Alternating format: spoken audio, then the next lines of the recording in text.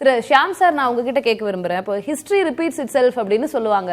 இப்போ இருக்கக்கூடிய இந்த அதிமுக பாஜக இந்த கூட்டணி, தினகரன் வெளில போனது உள்ள வந்தது, இப்போ இந்த சீக்வன்ஸ் எந்த தேர்தலோட நீங்க ஒப்பிடுவீங்க? நீங்க ரொம்ப கரெக்டா கேட்குறீங்க. அதாவது அரசியல்ல கான்டெம்பரரி பாலிடிக்ஸ் தான் ரொம்ப முக்கியம். சமகால அரசியல் இயக்கவியல். போன தேர்தல் மாதிரி இந்த தேர்தல் கிடையாது. அப்போ இருக்கிற நிலைமையை இப்போ நம்ம ஒப்பிட்டு பார்க்கலாம் தவிர அதே மாதிரி தான் இயங்கும்னு சொல்ல முடியாது. அப்போ இதில் ஒரு முக்கியமான விஷயம் என்னன்னு நான் பார்க்குறேன்னா, அரசியல் கூட்டணி தாண்டி ஒரு கோர்ட்டு கூட்டணி இதில் இருக்கு. எது கோர்ட்டு கூட்டணின்னா, ஓபிஎஸும் ஒரு லிட்டிகண்ட்டு, சசிகலாமாவும் ஒரு லிட்டிகண்ட்டு. எந்த விஷயத்தில் யுனைட் ஆகிறாங்கன்னா, அதிமுகவின் உரிமை சம்பந்தமான விஷயங்கள்ல ரெண்டு பேரும் யுனைட் ஆகிறாங்க. இந்த கோர்ட்டு கூட்டணி இயல்பாக அடுத்த கட்டத்தை நோக்கி போக வேண்டும் என்றால், சசிகலா அவர்கள் 2021 மௌனமாக இருந்தது போல இப்போ மௌனமாக இருக்க முடியாது. ஓபிஎஸ் அவர்களும் இப்போ மௌனமாக இருக்க முடியாது. ஏன்னா சசிகலா அவர்கள் 2017 போய் இன்னைய தேதிக்கு அது 2026 தேர்தல் நடக்கும்போது 9 வருஷம் ஆயிரும்.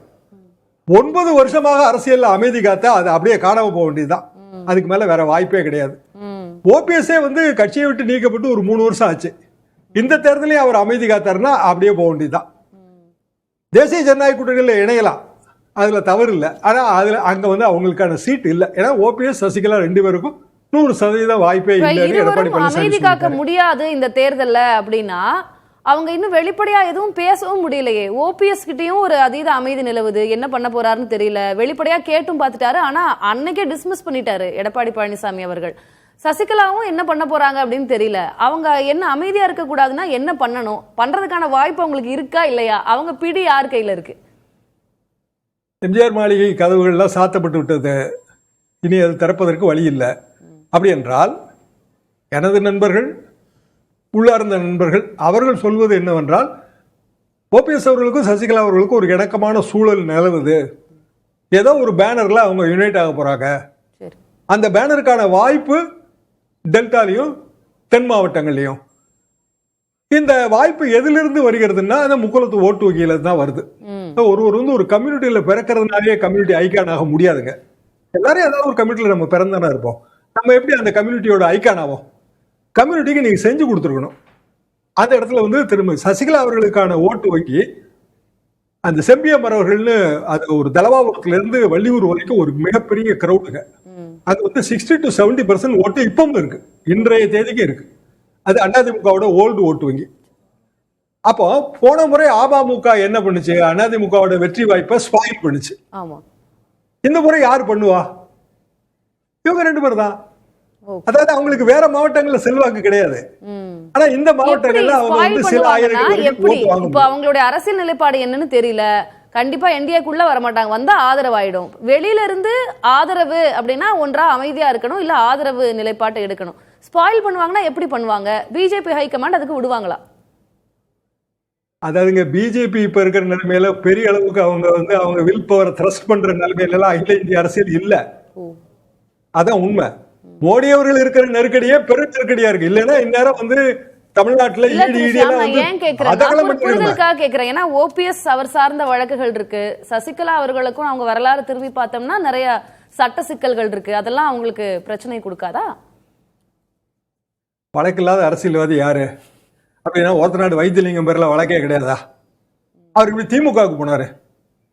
வழக்குக்கு பயந்து அரசியல் பண்ண முடியாதுங்க, எப்போதுமே பண்ண முடியாது. ஒரு காம்ப்ரமைஸ் ரீச் அவுட் பண்ணுவாங்க, அது ஒரு அண்டர்ஹேண்டா நடக்கிறதா நான் இல்லைன்னு சொல்லல. ஆனா அரசியல் எதிர்காலம்னு வரும்போது வெறும் வழக்குக்காக மௌனம் சாதித்தல் என்பது கிடையவே கிடையாது, எந்த காலத்திலும் கிடையாது. அப்போ டிடிவி போன முறை வேட்பாளர்கள் நிறுத்தினாரு. அமித்ஷா டிடிவி எல்லாம் கூப்பிட்டு பேசுனதுதான் எல்லாருக்கும் தெரியும். அப்போ அவர் மேல வழக்கு இல்லையா? 2019 இருந்து எப்ப நமக்கு காலம் கணிந்து வரும்போது அப்போ அது சரியா வரும். இதுதான் எல்லா அரசியல்வாதியோட எதிர்பார்ப்போம். அப்ப இன்றைக்கு நீங்க ஏதாவது ஒரு வகையில அரசியல் ரீதியாக நம்மள ப்ரூவ் பண்ணணும். ப்ரூவ் பண்ணாதான் 2029 வாய்ப்பு இருக்கு. இப்ப ப்ரூவே பண்ணல அப்படின்னா இனி வாய்ப்பே கிடையாது. நம்ம பேசலாம்.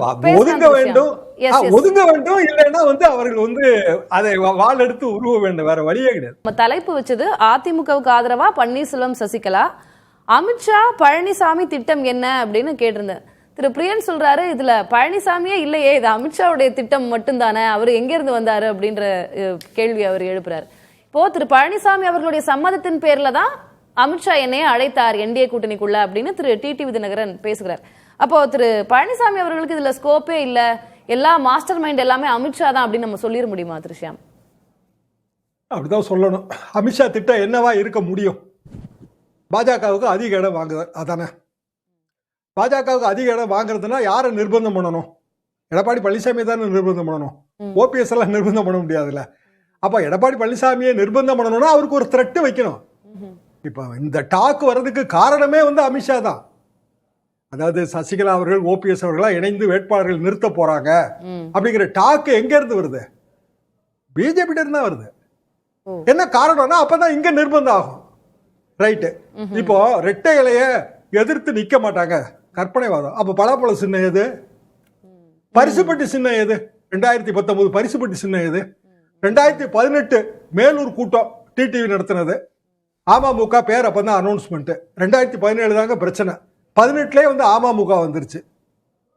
அப்ப ரிட்டையில ஏத்து நிக்கலையா? இதுவரைக்கும் ரிட்டையில ஏத்தா எல்லாரும் நின்றுட்டு இருக்காங்க. அது ஏன்னா சசிகலா ஒரே ஒரு விஷயம் தாங்க, அவங்க நிக்க முடியாதுங்கிறது தான். அது வேற விஷயம். அவங்க எப்படி தேர்தல் நிக்க முடியாது? அவங்க ஏற்கனவே டிடிவி சைடுல நின்னது தாங்க. சரி, அமமுக தோற்றமும் வளர்ச்சியும் பிரியனுக்கு எனக்கு நல்லா தெரியும். எத்தனை ஜெயா டிவி நிகழ்ச்சி நம்ம பண்ணோம் பிரியன்? யாரெல்லாம் நின்னாங்க? அமமுக சார்பா யாரெல்லாம் நின்னாங்க? சசிகலா ஆதரவாளர்கள் கிடையாது. அதுல யார் செலவு பண்ணா?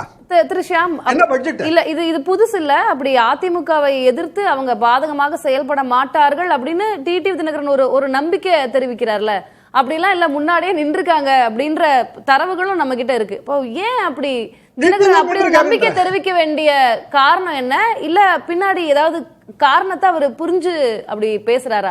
ரீடிங் பிட்வீன் தி லைன்ஸ் நம்ம ஏதாவது மிஸ் பண்றோமா அந்த இடத்துல? இதனால அவங்க பாதகமா செயல்பட மாட்டாங்க அப்படின்னு நம்ம என்ன புரிஞ்சுக்கணும்? டிடிவிக்கான ஞானோதயம் ஒரு மாசமா வந்ததுதான். என்ன ஞானோதயம்? ஒரு மாசமா தானே அது எல்லாமே. ஆமா, அவர் இப்பதானங்க வந்தாரு இந்த கேமுக்குள்ளே. இன்னமும் அமமுக இருக்கிறவங்க எல்லாம் அதுக்கு சரின்னு சொல்லிட்டாங்கன்னு நினைக்கிறீங்க? அதிமுக அழைப்பு விடுக்கிற கூட்டங்களுக்கே போல. சோழிகர்ல பார்த்திபன் தாங்க அமமுக முதல் கேண்டிடேட். பாமக என்ன செய்யும்? ஏராளமான கேள்விகளுக்கு விடையே கிடையாது. அப்படின்னா ஓபிஎஸ் சசிகலா மட்டும் எதுக்கு இந்த ரூட் எடுக்கணும்?